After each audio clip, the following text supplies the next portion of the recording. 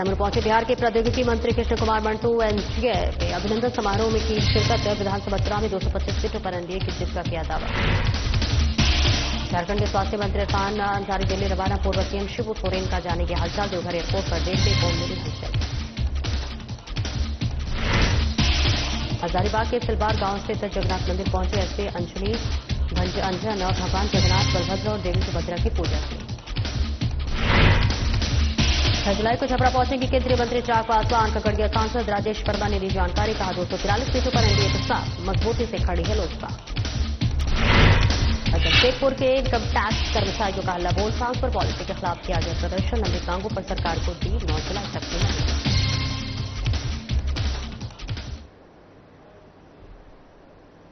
नमस्कार, स्वागत है आपका। मैं हूं आपके साथ सपना दीपक मध्य। बुलेटिन का आगाज करेंगे जय जगन्नाथ के जयघोष के बीच। राज्य के ऐतिहासिक जगन्नाथपुर मंदिर से भगवान जगन्नाथ की रथ यात्रा का शुभारंभ आज शाम 5 बजे किया गया। सुबह 4 बजे से ही मंदिरों में विशेष पूजा अर्चना शुरू की गई। 5 बजे के बाद से आम श्रद्धालुओं के लिए मंदिर के पट खोल दिए गए। भगवान जगन्नाथ, बलभद्र और माता सुभद्रा की पूजा होती रहेगी।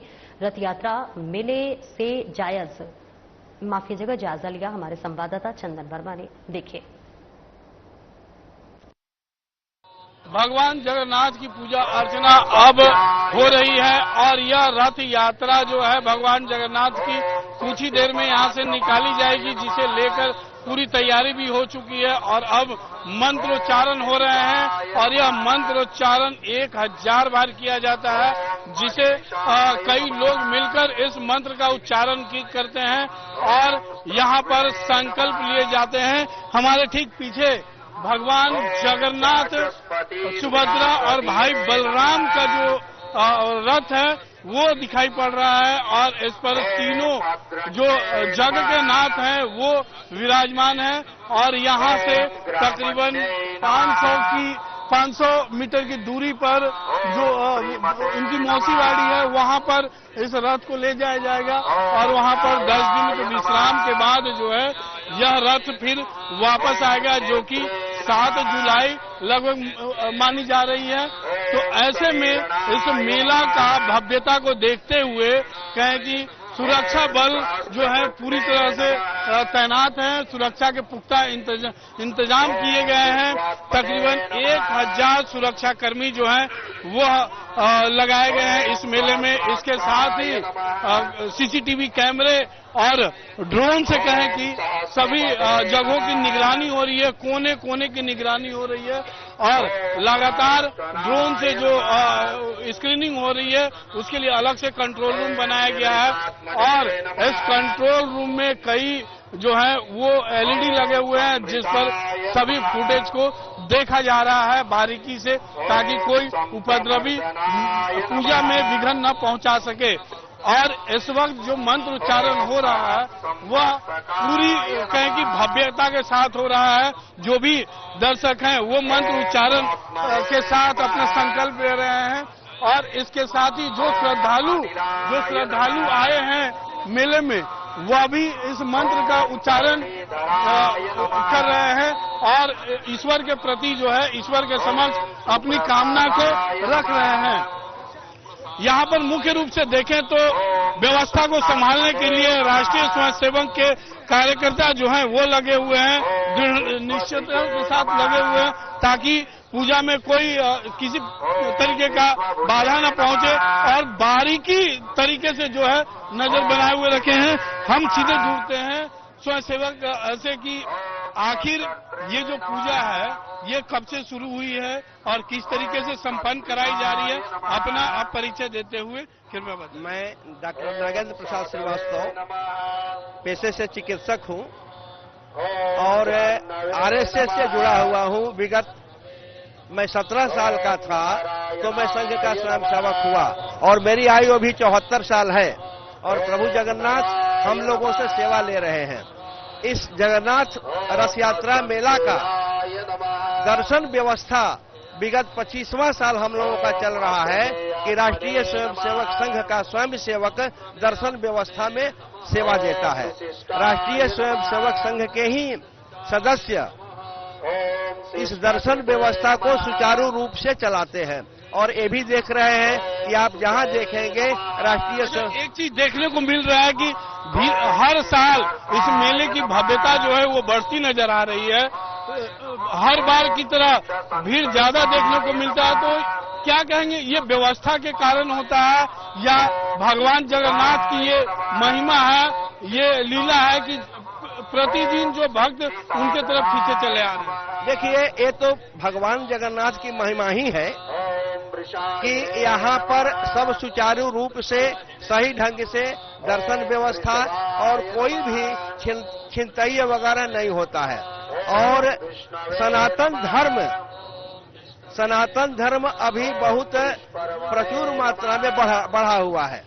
सनातन धर्म, तो सनातन धर्म की अच्छाई कहें, सनातन धर्म में लोगों का इच्छा कहें, चाह कहें, इच्छा बढ़ा है, जिसके चलते ये व्यवस्था बनी हुई है और भव्यता बनी हुई है। यहाँ पर सुरक्षा को लेकर और क्या इंतजाम किए गए हैं? सुरक्षा के हर तरह की सुरक्षा है। सुरक्षा के साथ साथ खोया पाया व्यवस्था है। और ऐसे भी है कि मान लीजिए बाहर से अगर कोई गलत ढंग के लोग आते हैं तो उनके लिए भी असामाजिक तत्व जो असामाजिक तत्वों के लिए भी यहाँ पर व्यवस्था है, उनको पकड़ने की व्यवस्था है। सभी व्यवस्थाओं से प्रचुर मात्रा में यहाँ लोग व्यवस्थित किए हुए हैं।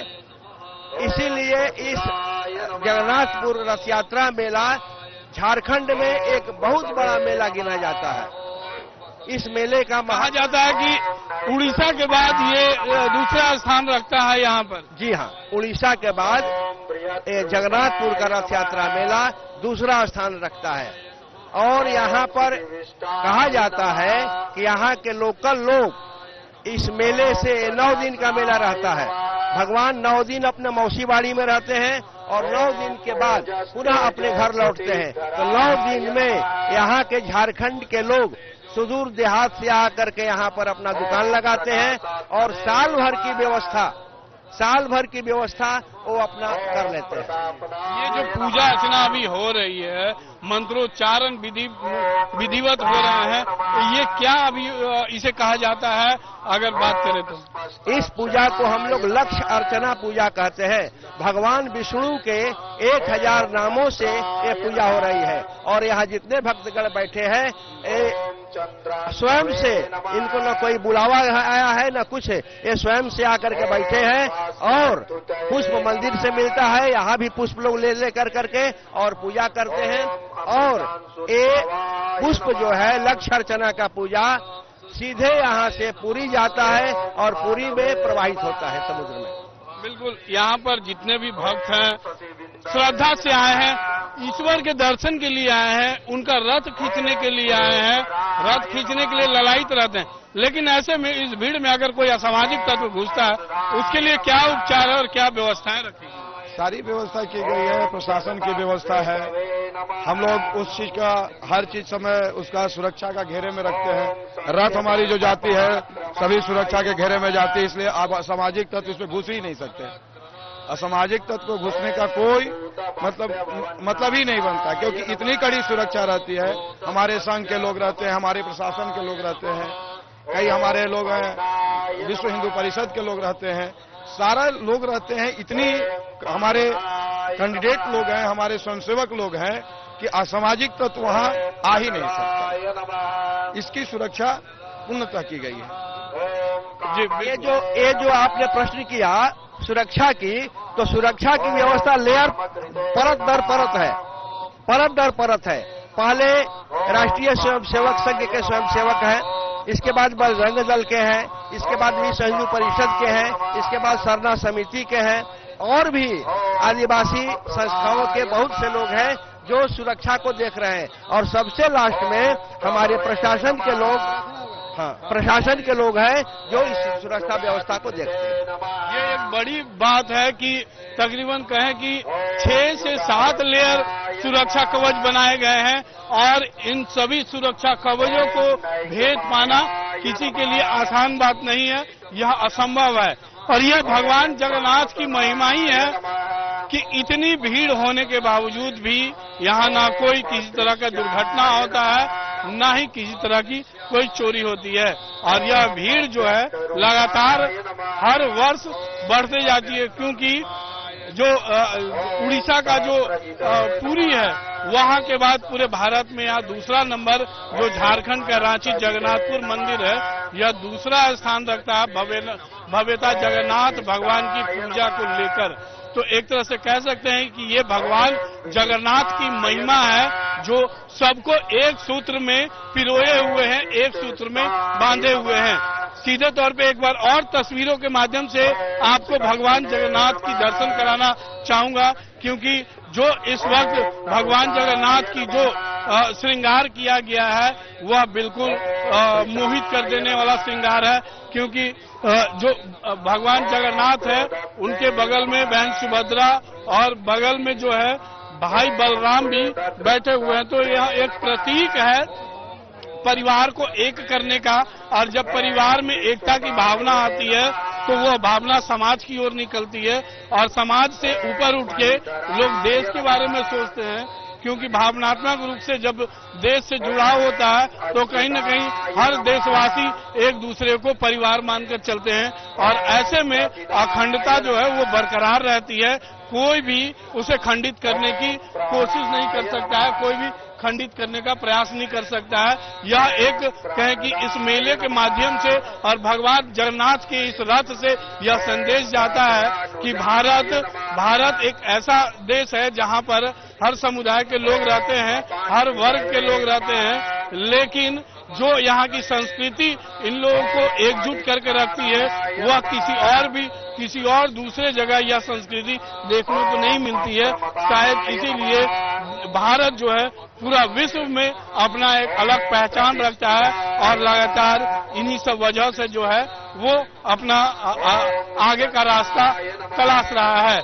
लेकिन इस बीच जो है भगवान जगन्नाथ के जो इस रथ यात्रा का जो मेला है, इसमें कई संदेश देखने को मिलते हैं। क्योंकि यहाँ पर जिस तरीके से सड़कों पे भी देखा जा रहा है कि यह जो संकल्प हो रहा है, इसमें हर वर्ग के लोग मौजूद हैं, ना ही कोई बड़ा और ना ही कोई छोटा का भेद है। सबको एक समान से यहाँ पर जो है बैठाकर संकल्प कराया जा रहा है, और यह संकल्प मंत्र जो है करीब 1000 बार किया जाता है, और इस 1000 बार संकल्प मंत्र के बाद जो है रथ यात्रा जो है निकलेगी, जो कि 500 मीटर की दूरी पर है मौसीबाड़ी। वहां पर भगवान जगन्नाथ अपने भाई बहन के साथ जाएंगे और 9 दिन का विश्राम करेंगे। 10वें दिन यानी 7 जुलाई को उनका रथ वापसी होगा, और उस दिन भी जो मेले की भव्यता है वह इससे ज्यादा देखी जाती है। भगवान जगन्नाथ पूरे विश्व का कल्याण करे, और इसी प्रकार जो शांति है वो बनी रहे। सहयोगी सूर्यान के साथ चंदन वर्मा। बिहार सरकार के मंत्री विजय चौधरी के दिए गए बयान पर राजनीतिक गलियारों में घमासान मच गया है। इस पर बीजेपी प्रवक्ता नीरज कुमार ने कहा है कि ये बयान एनडीए की एकता को दर्शाता है, और निश्चित रूप से आगामी विधानसभा चुनाव में सम्राट चौधरी और नीतीश कुमार के नेतृत्व में शानदार सफलता हासिल करेंगे। वहीं इसको लेकर आरजेडी भी चुप बैठने वाला नहीं है, और आरजेडी के प्रवक्ता एजाज अहमद ने कहा है कि विजय चौधरी अब बीजेपी की नीतियों में अपने को जोड़कर सम्राट चौधरी की तारीफ कर रहे हैं। ऐसे में अपने नेता नीतीश कुमार के खिलाफ साजिश कर रहे हैं। हम विजय चौधरी जी के उस बयान का जिसमें उन्होंने कहा कि बिहार में माननीय डिप्टी सीएम सम्राट चौधरी जी मुख्यमंत्री के बाद नंबर 2 के पोजीशन में हैं, उस बयान का स्वागत करते हैं। उनका यह बयान एनडीए की चट्टानी एकता को दर्शाता है, साथ ही यह भी दर्शाता है कि माननीय सम्राट चौधरी के सफल नेतृत्व में किस तरह से एनडीए और भाजपा दोनों आगे बढ़ रहा है, दोनों प्रगति कर रहा है। और निश्चित रूप से इनके नेतृत्व में बिहार में इस बार सम्राट चौधरी नीतीश कुमार जी के नेतृत्व में बिहार में इस बार हम लोग बहुत शानदार सफलता हासिल करने जा रहे हैं, क्योंकि विरोधियों को बर्दाश्त नहीं हो रहा है। विजय चौधरी जी, आप ये बताइए कि बिहार में भारतीय जनता पार्टी की नीतियों के साथ, भारतीय जनता पार्टी के विचारों के साथ अपने आप को जोड़ करके आप अब सम्राट चौधरी जी की तारीफ करने लगे हैं। सम्राट चौधरी जी को बिहार का नंबर 2 का नेता बताने लगे हैं। यह स्पष्ट रूप से कहीं ना कहीं आप अपनी राजनीतिक भविष्य, आप अपने राजनीति को सुरक्षित करने के गर्ज से और नीतीश कुमार जी के संबंध में जो हम लोग पहले से कह रहे थे कि उनके भूंजा पार्टी के लोग कहीं ना कहीं उनकी राजनीति को, उनकी सोच को एलिमिनेट करने की राजनीति में लग गए हैं। भारतीय जनता पार्टी के लिए, भारतीय जनता पार्टी के विचारों को मजबूती प्रदान करने के लिए ये लोग नीतीश जी के ही खिलाफ साजिश में लग गए हैं और ये साजिश अब स्पष्ट रूप से सामने आने लगा है। जिस तरह से विजय चौधरी जी ने सम्राट चौधरी जी की तारीफ की। सुपौल जिलाधिकारी सावन कुमार अपने कार्यालय में प्रेस ब्रीफिंग को संबोधित किया। डीएम सावन कुमार ने कहा कि भारत निर्वाचन आयोग ने बिहार राज्य में विशेष गहन पुनरीक्षण कराए जाने के निर्देश जारी किए हैं। इसका उद्देश्य ये सुनिश्चित करना है कि सभी पात्र नागरिकों के नाम मतदाता सूची में शामिल हो ताकि वे अपने मताधिकार का प्रयोग कर सकें। साथ ही कोई भी अपात्र व्यक्ति मतदाता सूची में शामिल नहीं हो और मतदाता सूची में नाम जोड़ने या फिर हटाने की प्रक्रिया पूरी तरह पारदर्शी रहे।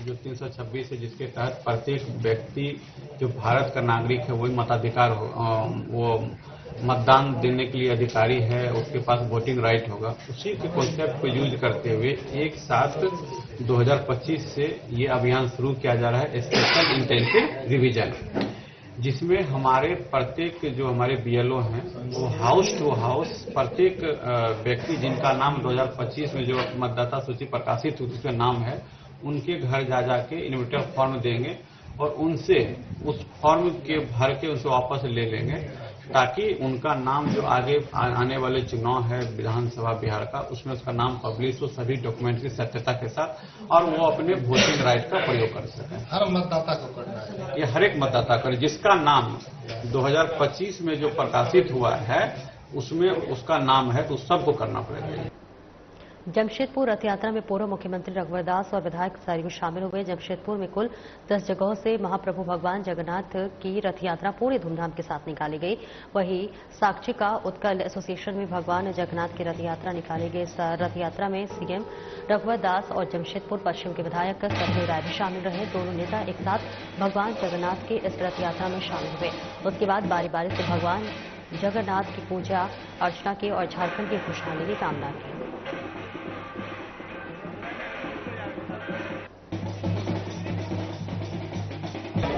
इतनी आस्था है कि अब देश के सभी राज्यों में आज के दिन रथ यात्रा निकलती है और जमशेदपुर में तो आधा दर्जन जगह यही जाने के लिए निकलते हैं।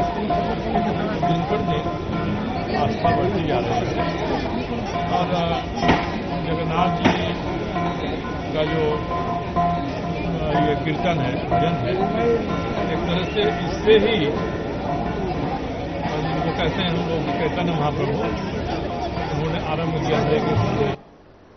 पाकुड़ में हर्षोल्लास के साथ रथ यात्रा निकाली जा रही है। भगवान जगन्नाथ, बलभद्र और सुभद्रा को रथों में विराजमान कर पुरोहितों की ओर से पूजा अर्चना की गई है। सुबह से ही भारी संख्या में श्रद्धालुओं ने पहुंचकर पूजा अर्चना की है। पाकुड़ एसपी निधि द्विवेदी पहुंची और पूजा अर्चना की है। श्रद्धालुओं में रथ यात्रा को लेकर खासा उत्साह देखा जा रहा है। हजारों श्रद्धालुओं के बीच रथ पुनगर भ्रमण कराया जाएगा। पुलिस सुरक्षा का पुख्ता इंतजाम किया गया है।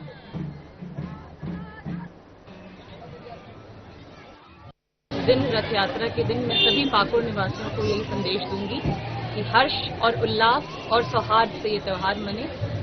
आज कान्हा जा रहे हैं अपनी मौसी के घर, फिर वापस लौट के आएंगे।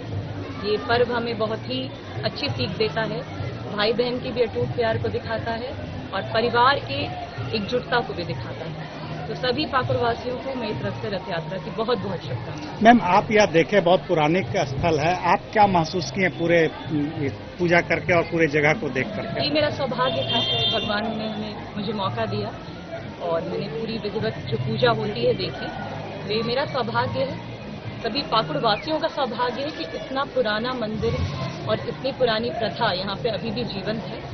तो मैं चाहूंगी कि सब लोग इस प्रथा को ऐसे ही जीवन बना के रखें और बस बढ़िया से रथ यात्रा का आज दिन है, बढ़िया से सब लोग त्योहार मनाएं। और बक्सर मुख्यालय स्थित सर्किट हाउस में स्वर्ण आयोग के अध्यक्ष और पूर्व मंत्री डॉक्टर महाचंद्र प्रसाद सिंह पहुंचे। वरिष्ठ समाज सेवी मनीष राय और उनके समर्थकों ने उनका भव्य स्वागत किया। पूर्व मंत्री महाचंद्र प्रसाद सिंह ने कहा कि सूबे में स्वर्ण समाज के 49% लोग आर्थिक रूप से आज भी कमजोर हैं, जिन्हें 2 वक्त की रोटी का जुगाड़ करने में काफी मशक्कत करनी पड़ती है। यह आंकड़ा 2022-23 की जनगणना रिपोर्ट में दर्ज है। हालांकि सबड़ समाज के लोगों ने काफी ऊंचाइयों को भी प्राप्त किया है। साथ ही उन्होंने प्रधानमंत्री के कार्यों की जमकर सराहना की है।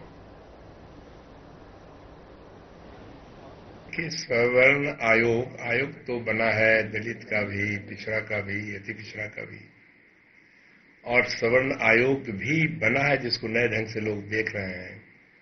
मैंने चर्चा किया कि इसको कोई चुनाव से लेना देना नहीं है। इस समाज को भी विकसित करने के लिए इन्होंने एक सोच बनाई है और जिस पर नजर इस देश के प्रधानमंत्री जी का भी रहा है।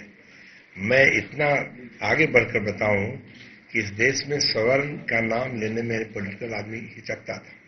आजादी के बाद पहला प्रधानमंत्री माननीय नरेंद्र मोदी जी निकले जिन्होंने कलेजा तान कर कहा कि सवर्णों में गरीब को मदद करेंगे। उन्होंने संविधान का संशोधन किया और आरक्षण की व्यवस्था की। 10% गरीब सवर्णों को आरक्षण दिया, उसका लाभ भी मिल रहा है।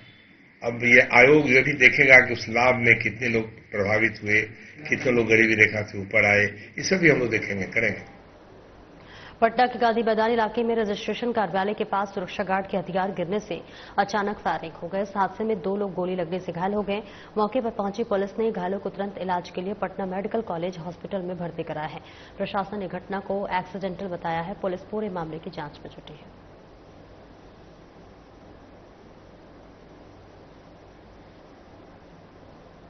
रजिस्ट्री ऑफिस में सुबह यह सूचना मिली कि जो गार्ड है उनके पास जो शॉटगन होती है वो उनके पास रखी थी और वो एक्सीडेंटली फायर हो गई है समहाउ और उससे 2 लोगों को घायल होने की सूचना है। बाकी जांच और तफ्तीश यहाँ पे की जा रही है कि कैसे ये घटना हुई। कैमरास की रिकॉर्डिंग खंगाली जा रही है और गार्ड के बारे में भी और पता किया जा रहा है कि वो सेफली क्यों नहीं इसको ऑपरेट कर रहे हैं। 2 लोगों को घायल होने की सूचना है और गोली अभी चेक कर रहे हैं कि लगी है कि नहीं या छर्रे से ही उनको जो बोकारो जिले में नशे के कारोबार के नेटवर्क को ध्वस्त करने की जरूरत है। इसके लिए समाज को आगे आना होगा। ये चिंता बोकारो के एसपी और डीसी ने जताई है। इसके लिए समाज को आगे आने की भी अपील की जा रही है। राज्य में नशा मुक्ति अभियान को लेकर कार्यक्रम आयोजित किया गया है और इसका समापन भी हो गया है। अधिकारियों ने समाज में फैल रहे नशे के कारोबार और उसके उपयोग पर गहरी चिंता व्यक्त की है। सब लोग मिलकर जो सप्लाई चेन है उसको तोड़ेंगे। जहां जहां इस तरह का कारोबार हो रहा है, अगर आपको कोई सूचना मिलती है, आप जिला नियंत्रण कक्ष में सूचना दें। आपका नाम बताने की भी जरूरत नहीं है, केवल आप इंफॉर्मेशन वहां दे दें, हम कार्रवाई करेंगे।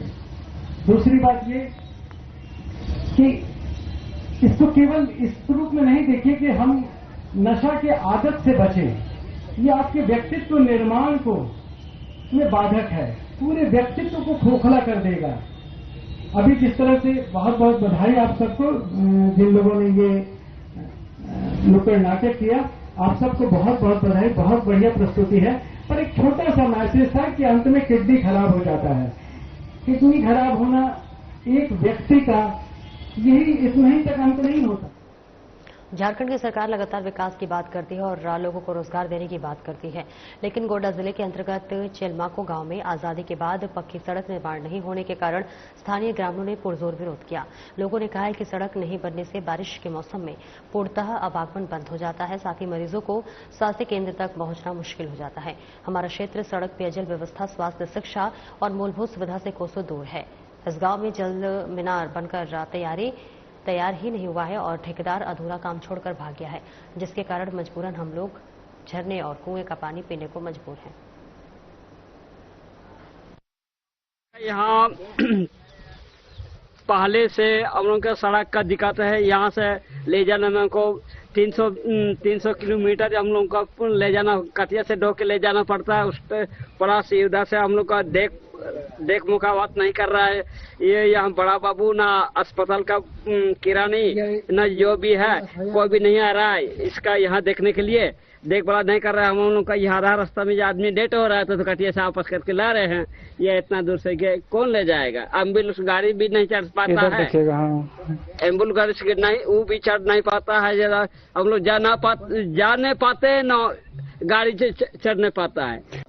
यहाँ तेलोदोनी पलाव डोमर से लेकर के बेलमा को केसरीपाड़ा गोगा का मार और गोसमारा तक के लिए यहाँ सड़क शुरू से नहीं बना है। और नरेगा से जो रास्ता कटिंग हुआ है वो अभी रास्ता में ही है और अभी पक्की सड़क नहीं बना है। और ये कम से कम शुरू से मैंने अंग्रेज शासन के पहले से ही ये रास्ते पर हम लोग चलते हैं। और यहाँ पानी का भी तो बहुत समस्या होती है। और उसके बाद यहाँ आवास के बारे में देखते हैं किसी का हुआ किसी का नहीं हुआ है।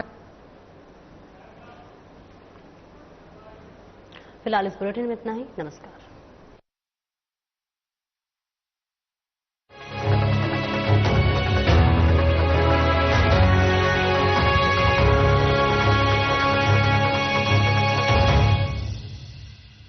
कुछ लोग खाते पीते तो बहुत बढ़िया हैं पर